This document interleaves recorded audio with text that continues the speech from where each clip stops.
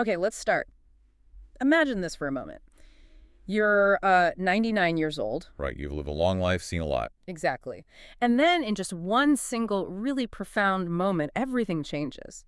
I mean, your identity, your family line, your whole destiny, it's completely redefined. Yeah, and your future, your descendants' future, it's all laid out, astonishing detail, and sealed with this, well, surprising and very physical mark. That's precisely the kind of huge transformation we're digging into today. Mm-hmm. This deep dive is all about a key passage from Genesis chapter 17. People often call it the covenant of circumcision. Right. And our mission really is to unpack this incredible divine encounter. We want to look at the huge promises made, the very clear expectations that were set. And the immediate impact, right, the effect it had on Abraham and his whole household, right away. Yeah, we're talking about big name changes that echo through history, a really human reaction to prophecy that might surprise you. Oh yeah, that part's fascinating. And this physical sign, the one that marks an everlasting covenant. And for our guide, we're sticking closely to the text itself, Genesis 17. We're really just following the narrative God lays out there. It's a rich source, definitely. So let's set the scene. The text opens, Abram is 99 years old. 99. And the Lord appears to him. It's not subtle. It's a direct, powerful encounter. It really is. God just comes right out and says, I am God Almighty. That's El Shaddai in the Hebrew. El Shaddai. What's the significance of that particular name here? Well, it's often translated as God All-Sufficient, or the one who provides supernaturally beyond limits, which is, pretty crucial given the seemingly impossible promises that are about to come. Okay, that makes sense. So I'm God Almighty, and then what? Then comes the command, walk before me faithfully and be blameless. It sets a really high bar right from the start of this renewed relationship. So a powerful introduction, a high standard set. What's the first big promise, the first sort of game-changing declaration God makes? He gets right to it.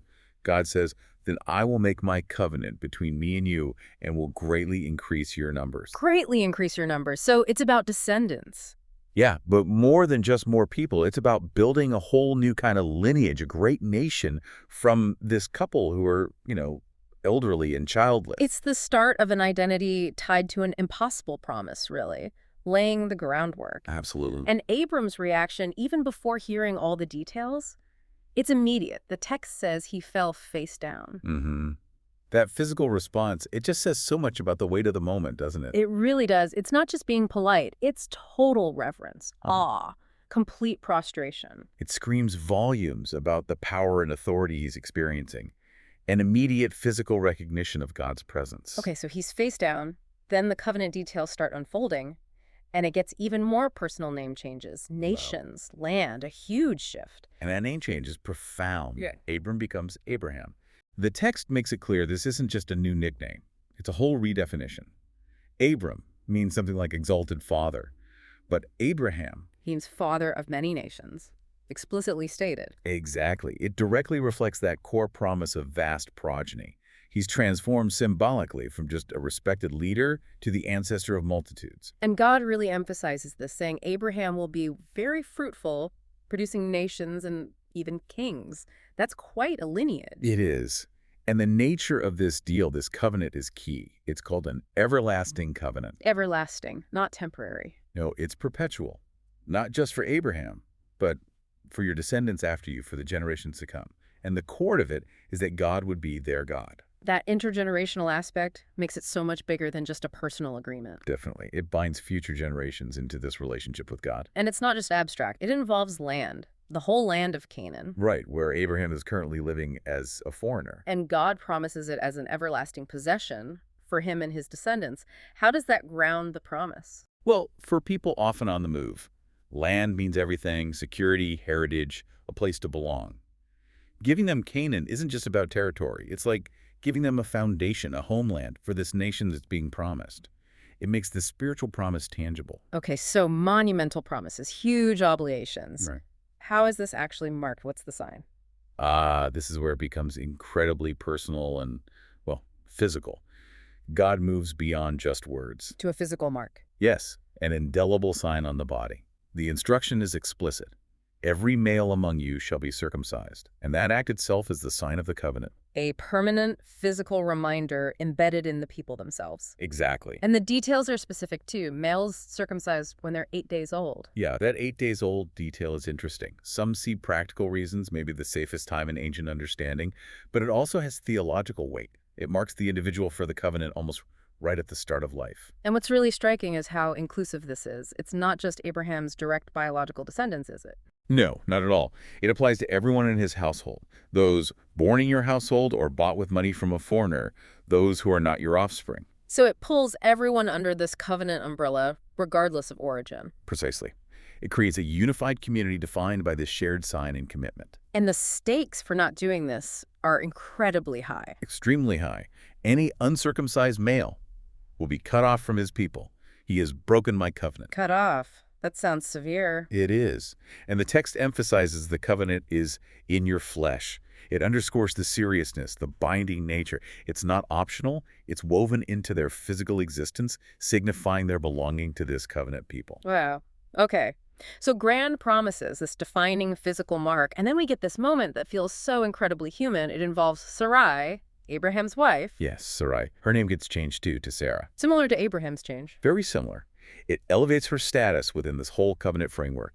God promises to bless her, making her the mother of nations from whom kings of peoples will come. So she's central to this promise too, not just Abraham. Absolutely, to share destiny. But then comes the really startling bit of prophecy. The part about a son. Exactly.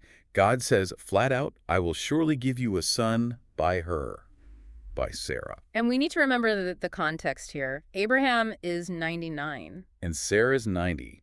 Past childbearing age by any normal standard. So Abraham's reaction. Yeah. This is the human part you mentioned earlier. It really is. The text says he fell face down again, but this time he laughed and said to himself, will a son be born to a man 100 years old? Will Sarah bear a child at the age of 90? He laughs out of sheer disbelief. It seems so. It's that moment where the divine promise just crashes against human reality and experience.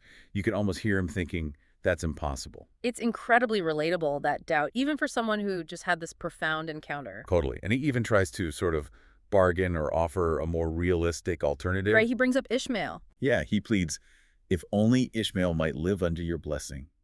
Ishmael being his son through Hagar, Sarah's maidservant. So he's thinking, well, I already have a son, maybe he's the one. A practical human attempt to make sense of it. Exactly. He's reaching for something understandable in the face of the unbelievable.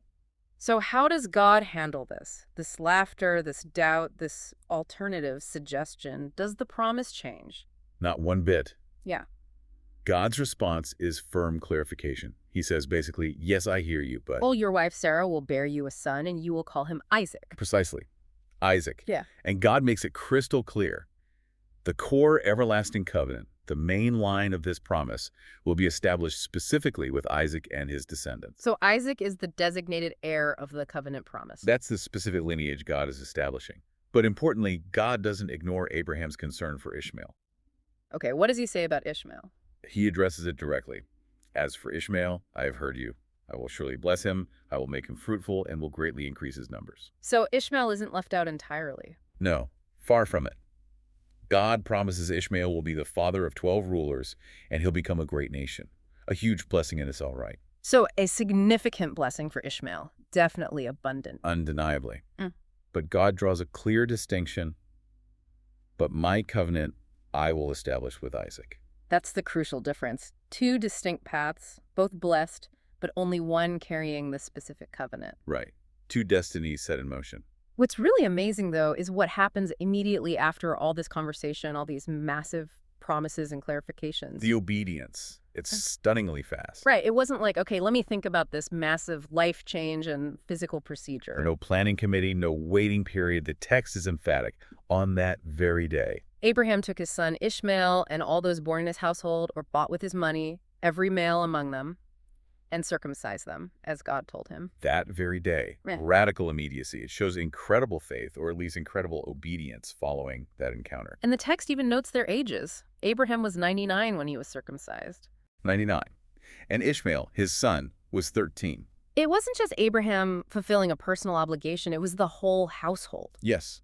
Every male in Abraham's household was circumcised with him. Complete compliance top to bottom. It shows just how profoundly this encounter impacted him and how seriously he took the command, implementing this perpetual sign right away. A comprehensive act of obedience, transforming the entire household physically and covenantally in a single day. Wow.